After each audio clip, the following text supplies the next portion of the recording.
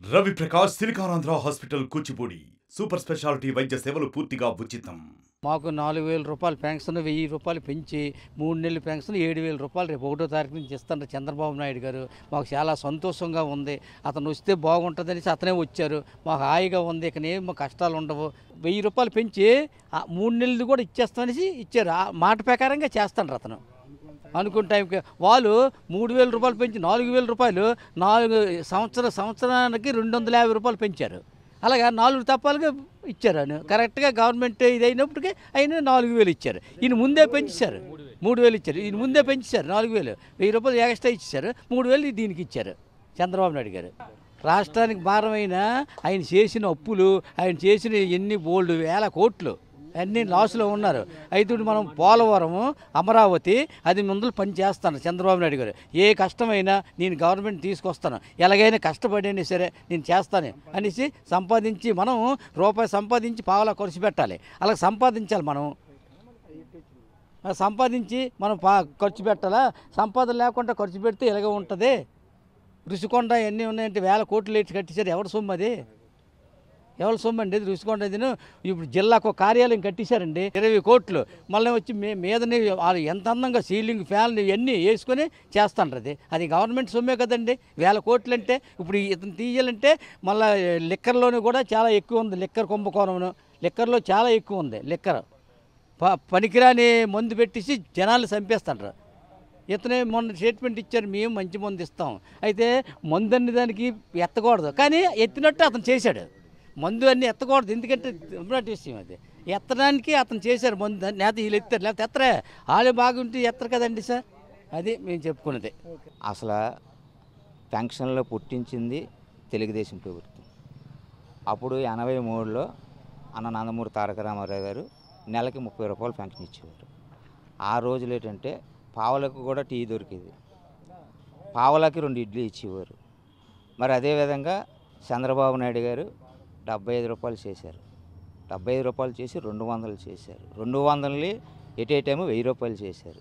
1,000 రూపాయలది 2,000 చేశారు.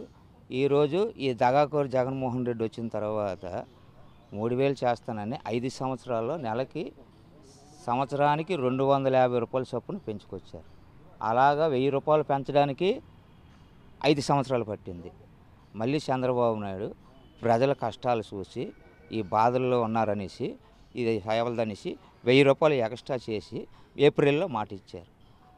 రాష్ట్రం ఆర్థిక ఇబ్బందుల్లో ఉన్నా సరే వనరులు సృష్టించే సృష్టికర్త కాబట్టి, ఏ విధమైన వనరుల త్యాగాల్లో సమర్థులు కాబట్టి చంద్రబాబు నాయుడు గారు ఎలాగైనా తెచ్చి ఈ పేదలకు నేను ఇవ్వాలని మాట తప్పకుండా అది రేపు జూలై 1వ తారీఖున ఏప్రిల్ నెలని పెంచిన డబ్బులు కలిపి ఒక్కొక్క మనిషికి 7,000 రూపాయలు, అలాగే 3,000 కలిపి అందుకున్న వాళ్ళకి ఎక్స్ట్రా ఇచ్చిన డబ్బులన్నీ అయితే కూడా నెల నెల కంపల్సరీగా ఇవ్వాలని.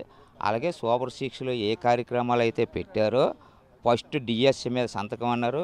మొన్న ఆల్రెడీగా డిఎస్సి సంతకం పెట్టారు. రెండోది ల్యాండ్ టైటిల్ యాక్ట్ అన్నారు, అది సంతకం పెట్టడం జరిగింది. తర్వాత యువతకి ఉద్యోగ కల్పన అనేసి అదొకటి స్కిల్ డెవలప్మెంట్ అది కూడా చేయడం జరిగింది. ప్రధానంగా ఏంటంటే పేదల కోసం ఈ పెన్షన్ అనేది ఏ విధంగా అయితే ప్రవేశపెట్టారో ఇది తెలుగుదేశం గవర్నమెంట్ అప్పుడు ఎన్టీ రామారావు గారు పెట్టారు.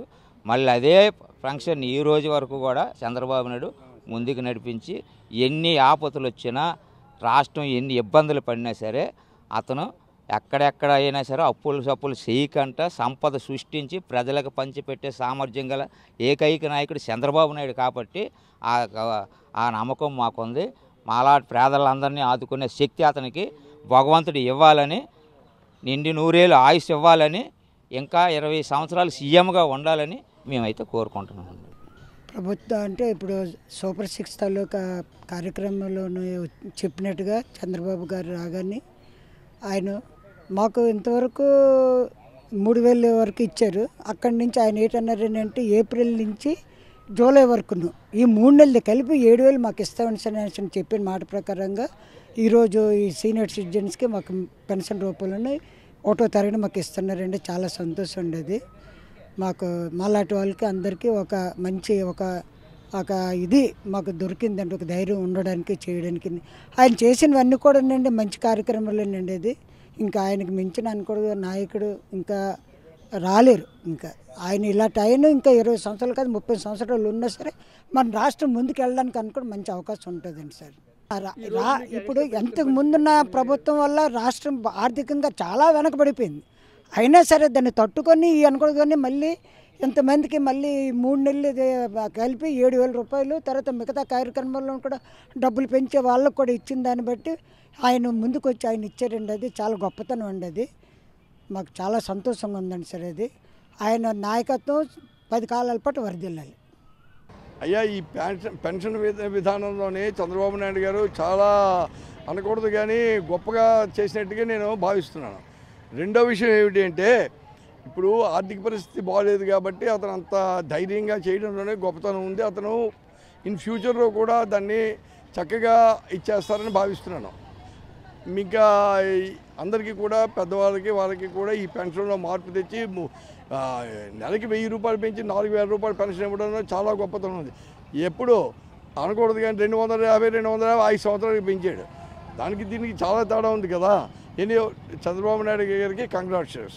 మరిన్ని వీడియోస్ కోసం ఛానల్ ని సబ్స్క్రైబ్ చేయండి. లేటెస్ట్ అప్డేట్స్ కోసం వాట్సాప్ ఛానల్ ని ఫాలో చేయండి. అండ్ లింక్ డిస్క్రిప్షన్ లో ఉంది.